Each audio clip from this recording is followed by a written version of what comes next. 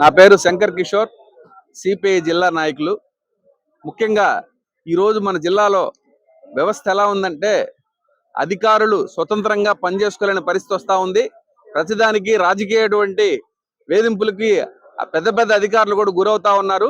దీనికి ఉదాహరణ కంటేపల్లి గ్రామంలో వెంకటాచలం మండలం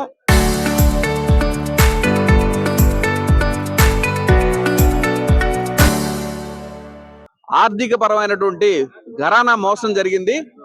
ఇళ్ళు కట్టిస్తాము, ఇంటికి పట్టాలు చేయిస్తామని చెప్పేసి ఆ గ్రామంలో ప్రజల్ని నమ్మించి దాదాపు 15 లక్షల రూపాయల వరకు కూడా అక్కడ డబ్బులు దండుకున్న పరిస్థితి ఉన్నాయి. వాళ్ళ పేరు వినోద్ చక్రి. ఆ వినోద్ అనే వ్యక్తి జువల్దిని గ్రామంలో ఉంటారు, విటుగుంట మండలం. అలాగే చక్రి అనే అతను బుజబుజి నెల్లూరులో ఉంటాడు. అతను రెండో వ్యక్తి. వీళ్ళిద్దరూ కలిసి ఈ 15 లక్షల రూపాయల పైన గ్రామంలో మోసాలు చేశారు. వీళ్ళ గురించి మనం జూలై 2వ తేదీన వెంకటాచలం పిఎస్ లో కంప్లైంట్ ఇచ్చాం. గుర్రమ్మ ఇవి కంప్లైంట్ ఇచ్చింది.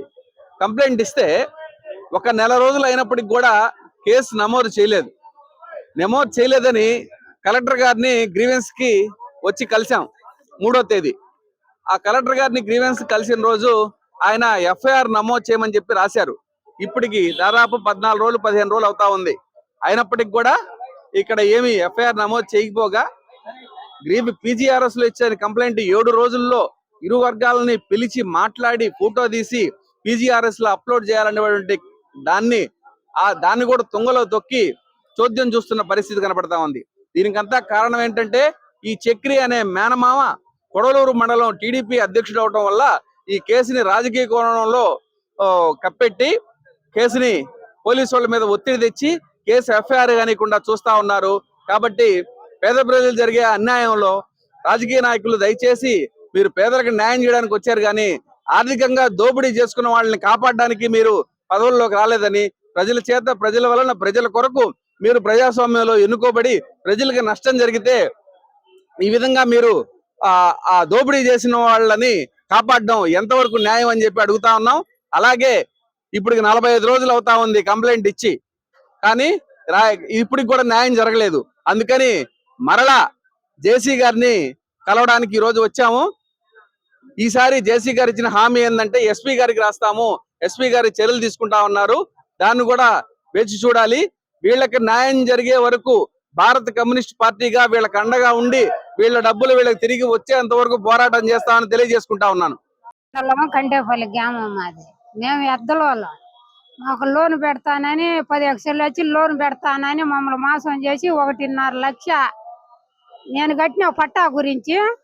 మా అబ్బాయి 1 లక్ష రూపాయలు కట్టిండు పట్టా గురించి. రిజిస్టర్ ఆఫీసుకు పోయి సంతకాలు కూడా తీసుకున్నాడు. అది కూడా రేపు అవుతుంది ఎల్లుండి అవుతుంది అని సక్రి అబ్బాయి చెబుతాడు.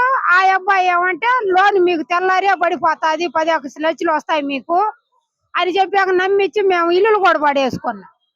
లాస్ట్ కు లోను రాలే, పట్టా రాలే, ఏమీ రాలే. సక్రి అబ్బాయి రిజిస్టర్ ఆఫీస్ లో ఉంటాడు, బుజ్జిబుజ్జి నెల్లూరు రిజిస్టర్ ఆఫీస్ లో. ఆ అబ్బాయిది జోలు దీన్ని ఇనోదే మాకు ఆ డబ్బు తీసకపోయింది. ఈ అబ్బాయి రిజిస్టర్ పట్టా చేయించే అబ్బాయి ఈ అబ్బాయి సక్రి అబ్బాయి. ఈ అబ్బాయిది మన దగ్గర ఊరు పోదని ఈ అబ్బాయికి ఫోన్ చేసి అక్క ఇవాళ అవుతుంది రేపు అవుతుంది మీ పట్టా డబ్బు కట్టేసినాడు ఇనోదు అని మమ్మల్ని మోసం చేసిండు. మేము లాస్ట్ కి రిజిస్టర్ ఆఫీస్కే పోయి కనుక్కుంటే మాకు డబ్బు కట్టలేదు, మేము చెయ్యం సో మీకు పట్టా వాడెవడో మాకు తెలవదని అనేసిండు సక్రి అబ్బాయి. ఇంకా సక్రి అబ్బాయి మీద ఇనోదు మీద కేసు పెట్టినాం. కేసు పెడితే తీసుకోలే. సిఐ కాడికి పోతే అప్పుడేమో 1 నెల లోపల మీకు డబ్బు వస్తుందమ్మా మీకు భయం లేదని చెప్పిండు. మళ్ళీ నెలకు పోయాక అమ్మా వాడు వేసినప్పుడు తీసుకోండి లేకపోతే లేదు అని అనేసాడు. అందుకని అక్కడ తిరిగి డిఎస్పీ కాడికి పోయినా. డిఎస్పీ కాడికి పోతే అక్కడే ఉన్నాడు. 1 నెలకంతా అన్ని ఫోటోలు అన్ని తీసుకొని మేము చేస్తామమ్మా మీకు న్యాయం చేస్తామన్నాడు డిఎస్పీ. నెల అవుతుంది. డిఎస్పీ కూడా ఏమనుకోలే. అందుకని ఈ సార్ కాడికి వచ్చిన కలకట్ట సార్ కాడికి. కలకట్ట సార్ ఏం చెప్పోలేంగా మొన్న 14 రోజులు అప్పుడు పోయినాము, మీకు న్యాయం జరుగుతుంది, మీకు మీ డబ్బు మీకు వచ్చేస్తుంది, ఏమి కాదు ఎస్ఐకి మేము కనుక్కుంటాము అని చెప్పాడు. పరిచయం అంటే ఇప్పుడు సంవత్సరం నుంచి మా ఊరి మందిరిగా రెండిళ్ళకు పెట్టిండు లోను. ఆ రెండిళ్ళకు ఒక అబ్బాయికి 10 లక్షలు, ఒక అబ్బాయికి 7 లక్షలు వచ్చినాయి. వాళ్ళకి వచ్చినాయి. అందుకని మనకు కూడా వస్తుంది లోన్ అని ఇచ్చేసినాం, నమ్మి అంతే. నేను 1.5 లక్షలు ఇచ్చిన, ఆ అబ్బాయి 1 లక్ష ఇచ్చిండు. పక్క వాళ్ళు 60,000, 70,000, 80,000 అంతా 10 లక్షలు పైన పోయి ఉండదు మా ఊరి మీద. ఏంటంటే వాళ్ళు 60,000, 70,000 ఇచ్చిన వాళ్ళు గమ్మున అయిపోయి నాది 1.5 లక్ష. 3 కొడుకులు కోడలు ఒప్పుకోలే, బయట వేస్తున్నారు మా ఆయన్ని. నన్ను ఎందుకు ఈ బయట వేస్తున్నారు ఈ కొడుకులు కోడలు అని కేసు పెట్టినా. కేసు పెడితే పట్టించుకోవటం లే. పోలీసు వాళ్ళు ఏం చెప్తారు, ఫస్ట్ ఏమో న్యాయం చేస్తాను అన్నాడు. మళ్ళీ ఇంకొక నెలకు పోయాక ఆయన వేస్తే వేపించుకోండి, ఫోన్ చేస్తుండండి, వేస్తాడు అప్పుడు కొంచెం అన్నాడు. అసలు ఫోన్ చేస్తే ఒకసారి ఎత్తుతుడు, ఒక రోజు ఎత్తాడు.